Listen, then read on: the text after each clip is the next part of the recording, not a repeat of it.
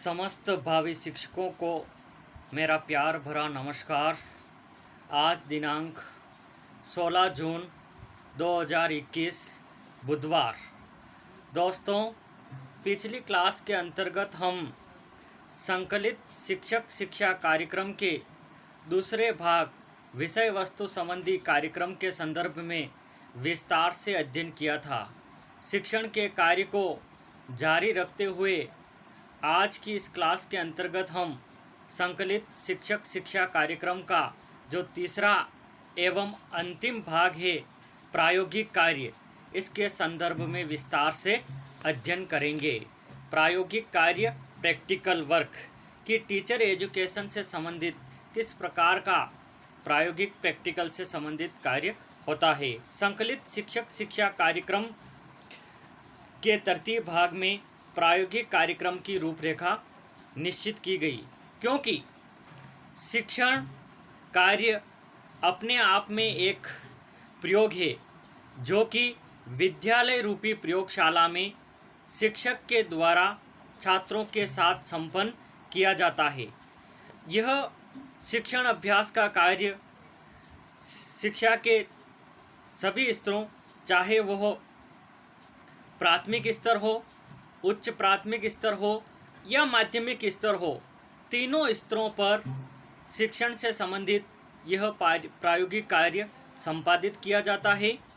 और इस प्रयोग के अभाव में एक शिक्षक के अंदर परफेक्टनेस नहीं आ सकती। इसलिए एक निपुण शिक्षक बनाने के लिए उसको शिक्षण अभ्यास का प्रायोगिक कार्य करना पड़ता है। अतः यह आवश्यक है कि एक शिक्षक को प्रायोगिक कार्य करने का प्रशिक्षण अनिवार्य रूप से प्रदान करना चाहिए। प्रायोगिक कार्यों के अंतर्गत निम्नलिखित बिंदुओं को समाहित किया गया है, जिसका कि विस्तार से अध्ययन हम इस प्रकार से करेंगे। इसके अंदर पहला बिंदु है शिक्षण अभ्यास, जिसको कि टीचिंग प्रैक्टिस के नाम से जाना जाता है।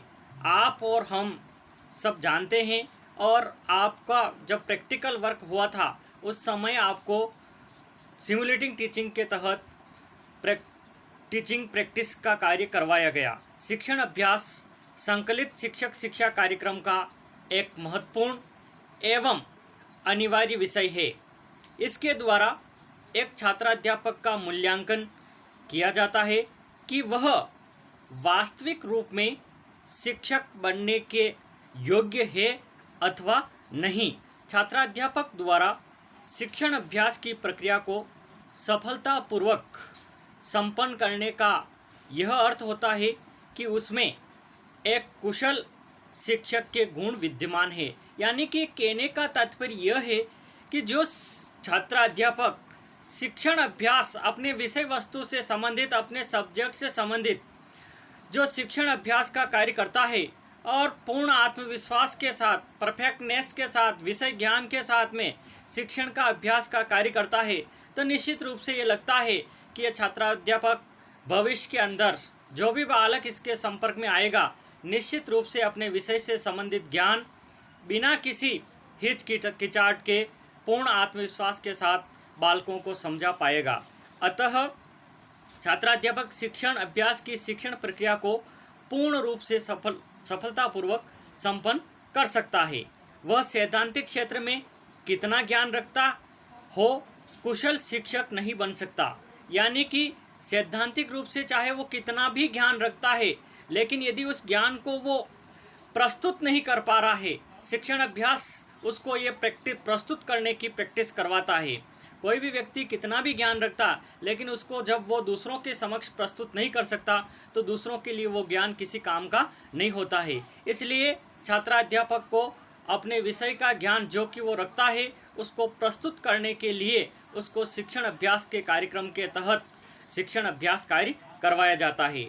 अतः कुशल शिक्षक बनने के लिए यह आवश्यक है कि छात्राध्यापक को शिक्षण कला के अंतर्गत, क्योंकि टीचिंग एक एज ए आर्ट, शिक्षण अपने आप में एक कला है। यदि उसको पूर्ण रुचि एवं मनोयोग के साथ में किया जाता है, तो निश्चित रूप से जो शिक्षक टीचिंग का कार्य करता है उसको भी आनंद की अनुभूति होती है, और साथ ही साथ जो बालक उससे शिक्षण प्राप्त कर रहा है उसको भी आनंद की अनुभूति होती है। इसलिए टीचिंग को एक कला के रूप में भी जाना जाता है और इसके अंदर एक शिक्षक को पारंगत बनाया जाता है। दूसरा बिंदु है सामुदायिक कार्य, कम्युनिटी वर्क। क्योंकि शिक्षक का समाज से सीधा संबंध है, तो जो भावी शिक्षक तैयार होता है तो उसके पाठ्यक्रम के अंतर्गत सिलेबस के अंदर कम्युनिटी से संबंधित विषय वस्तु को भी सम्मिलित किया जाता है, और ऐसे कम्युनिटी से संबंधित कार्य एक भावी शिक्षक को समझाया जाता है। उसके अंदर प्रैक्टिस के द्वारा वो कार्य उसको करवाया जाता है ताकि वो समाज के लिए भविष्य के अंदर अपना रचनात्मक सहयोग प्रस्तुत कर सके। इस प्रकार के कार्यों में उन कार्यों को सम्मिलित किया जाता है जो समाज के मध्य संपन्न होते हैं। समाज के व्यक्तियों का उसमें प्रत्यक्ष या अप्रत्यक्ष, डायरेक्ट एंड इनडायरेक्ट रूप में सहयोग होता है।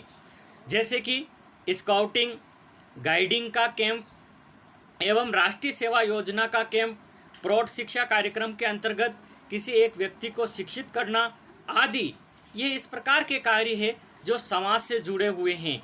इन कार्यों से समाज एवं राष्ट्र दोनों का ही कल्याण होता है। शिक्षक का समाज में अत्यधिक सम्मान होता है। मैंने आपको पहले भी बताया है कि चाहे कितना भी प्रोफेशनल, अन्य जो प्रोफेशनल वर्क हैं उन सभी में आज भी, चाहे शिक्षक के सम्मान में कुछ कमी ज़रूर आई है, लेकिन आज भी समाज के अंदर शिक्षक को सम्मान की दृष्टि से देखा जाता है, क्योंकि वो कम्युनिटी से उसका सीधा जुड़ाव है। इसलिए समाज की सोच को परिवर्तित, परिमार्जित एवं सकारात्मक बनाने को शिक्षक ही अपनी महत्वपूर्ण भूमिका का निर्वाह कर सकता है। इसलिए ऐसे सामुदायिक कार्य जो भावी शिक्षक तैयार हो रहे हैं उनके पाठ्यक्रम के अंतर्गत सम्मिलित किए गए हैं, जिनको कि वो कुशलतापूर्वक संपादित करके भविष्य के अंदर समाज के अंदर अपना महत्वपूर्ण भूमिका अदा कर सके। अगला बिंदु है दोस्तों विद्यालय संबंधी कार्य, स्कूल रिलेटेड वर्क। कुछ ऐसे कार्य भी पाठ्यक्रम के अंदर, टीचर एजुकेशन के पाठ्यक्रम के अंदर सम्मिलित किए गए हैं जो विद्यालय से संबंधित होते हैं। इस सोपान के अंतर्गत विद्यालय परिसर में होने वाले क्रियाकलापों का प्रायोगिक ज्ञान भावी शिक्षक को करवाया जाता है। इसमें पाठ्य सहगामी क्रियाएं हैं, वृक्षारोपण कार्यक्रम है।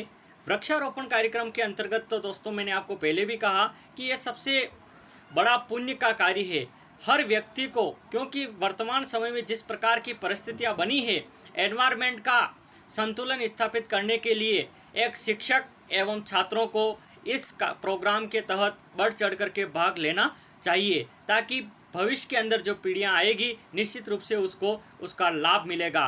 पर्यावरण हमारे जीवन का एक महत्वपूर्ण अहम बिंदु है जिसको कि सुरक्षित रखना हमारा परम दायित्व है।